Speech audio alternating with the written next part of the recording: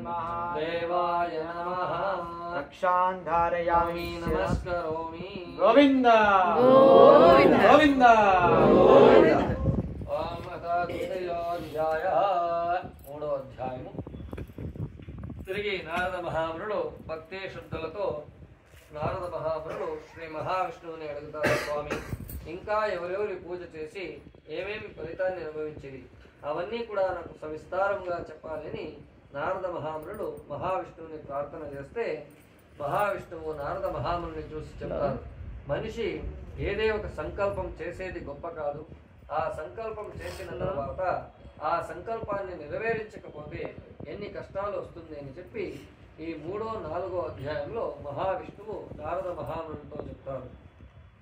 పూర్వంలో చంద్రకేతు అనే ఒక రాజు, ఆ చంద్రకేతు రాజు తన రాజ్యాన్ని సుభిక్షంగా చూస్తూ ఉంటాడు.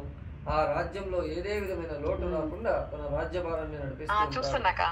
ఆ రాజుకి ఒక అలవాటు ఉంటుంది, ఏమంటే ఆ రాజ్యంలో ఉండేటువంటి భద్రశీల నది ఒడ్డు దగ్గర ఒక దేవాలయం, ఆ దేవాలయంలో పోయి ప్రతిరోజు కూడా తన పత్నితో చేరి లక్ష్మీ సమేతముగా ఉండేటువంటి సత్యనారాయణ స్వామి వ్రతాన్ని చేస్తూ ఉంటాడు.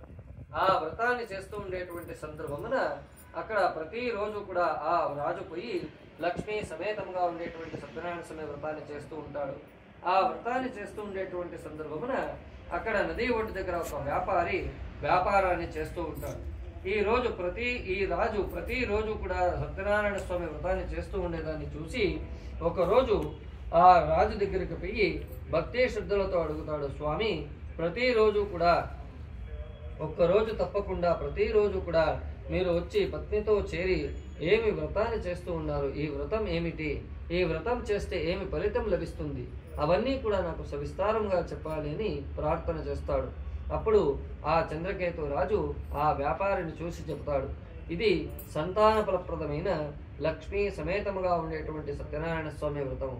మనిషి ఏమి సంకల్పంతో ఈ వ్రతాన్ని చేస్తాడో ఆ సంకల్పం తప్పకుండా నెరవేరుతుంది అని చెప్పి ఆ పూజ ఎలా చేయాలి అనే వృత్తాంతాన్నంతా ఆ వ్యాపారితో చెప్తాడు. అప్పుడు ఆ వ్యాపారి ఆ రాజుని చూసి చెప్తాడు, స్వామి నాకు కూడా సంతానం లేదు, ఈ వ్రత ప్రభావం వల్ల నాకు సంతానం కలిగింది అయితే నేను కూడా లక్ష్మీ సమేతముగా ఉండేటువంటి సత్యనారాయణ స్వామి వ్రతాన్ని చేస్తాను అని చెప్పి మనస్సులో దృఢమైన సంకల్పాన్ని చేసుకుని యథావిధిగా తీర్థ ప్రసాదాన్ని స్వీకరించి తన ఇంటికి వచ్చి తన భార్యతో లక్ష్మీ సమేతముగా ఉండేటువంటి సత్యనారాయణ స్వామి వ్రత కథని ఆ వ్యాపారి యొక్క భార్యతో చెబుతాడు. చంద్రకేతు రాజు భద్రశీల నది ఒడ్డు దగ్గర సంతాన ఫలప్రదమైన లక్ష్మీ సమేతముగా ఉండేటువంటి సత్యనారాయణ స్వామి వ్రతాన్ని చేస్తూ ఉండా, ఆ వ్రత ప్రభావం వల్ల మాకు సంతానం కలిగింది అయితే మేము కూడా లక్ష్మీ సమేతముగా ఉండేటువంటి సత్యనారాయణ స్వామి వ్రతాన్ని చేస్తాము అని చెప్పి మనస్సులో దృఢమైన సంకల్పాన్ని చేసుకుని దేవుని గదికి పోయి దీపం వెలిగించి స్వామిని ప్రార్థన చేస్తారు.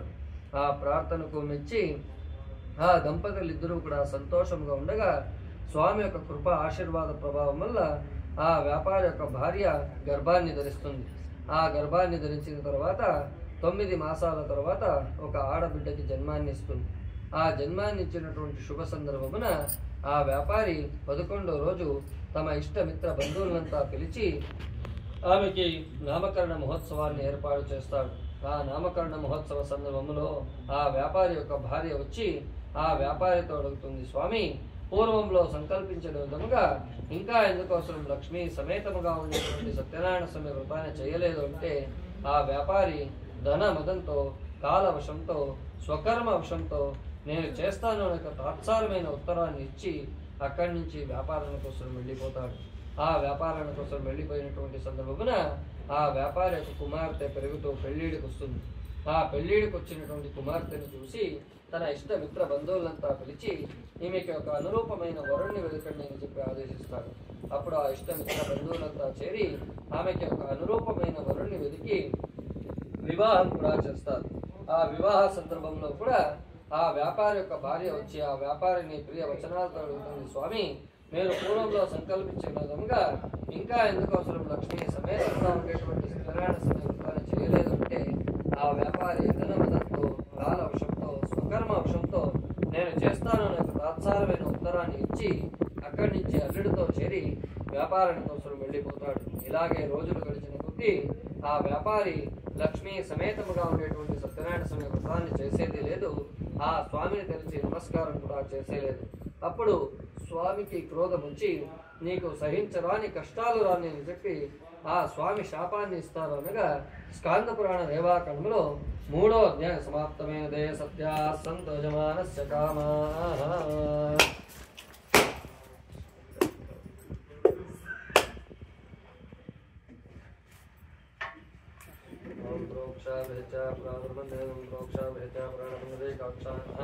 तृतीया व्रता कथा श्रवणानन्तरा नारी केळफलाखण्डद्वय महानैवेद्यं निवेदयामि.